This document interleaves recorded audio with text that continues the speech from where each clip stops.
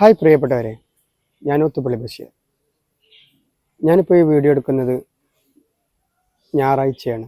ഇന്നലെ ശനിയാഴ്ച മലപ്പുറം ജില്ലയിൽ 2 വലിയ അപകടങ്ങളാണ് നടന്നത്. മലപ്പുറം ജില്ലയിൽ റോഡ് സൈഡിൽ ഹൈവേയിൽ പാർക്ക് ചെയ്ത, അതുപോലെ തന്നെ മലപ്പുറം ജില്ലയിലെ വണ്ടൂർ കൂരാട് വരമ്പംകല്ലിനടുത്ത് മൈസൂരിലെ പേരക്കുട്ടിയുടെ അഡ്മിഷനുമായി ബന്ധപ്പെട്ട് തിരിച്ചു പോരുന്ന വഴി 7 പേർ സഞ്ചരിച്ച ഇന്നോവ പുലർച്ചെ അപകടത്തിൽപ്പെട്ട് 3 പേരുടെ ജീവനാണ് പൊലിഞ്ഞത്. ഇന്നലെ അപകടം നടന്നതിന് ശേഷം ഹോസ്പിറ്റലിൽ വെച്ച് അവരുടെ വല്യമ്മ മരണപ്പെട്ടു. ഇന്ന് ഞായറാഴ്ച ഏകദേശം 11 മണിയോടുകൂടി അവരുടെ വല്യപ്പ മരണപ്പെട്ടു.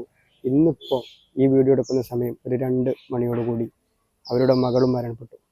അങ്ങനെ 3 മരണങ്ങളാണ് ഈ ഒരു വാഹനത്തിൽ നിന്ന് മാത്രമുണ്ടായത്. 7 പേർ സഞ്ചരിച്ചൊരു ഇന്നോവയാണിത്. ഏറെ പുലർച്ചെ അവർ വരുന്ന സമയത്ത് പോലീസിന്റെ പ്രാഥമിക നിഗമനം ഡ്രൈവർ ഉറങ്ങിയതാവാമെന്നാണ് അവർ പറയുന്നത്.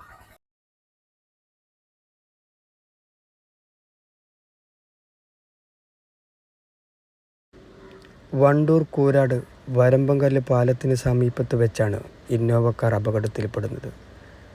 അപകട ദിവസം തന്നെ അവരുടെ വല്യമ്മ മരണപ്പെട്ടു. തൊട്ടടുത്ത ദിവസം അവരുടെ പിതാവും മകളും മരണപ്പെട്ടു. അങ്ങനെ 3 മരണങ്ങളാണ്, ദാരുണമായ മരണങ്ങളാണ് നാടിനെ നടുക്കിയത്.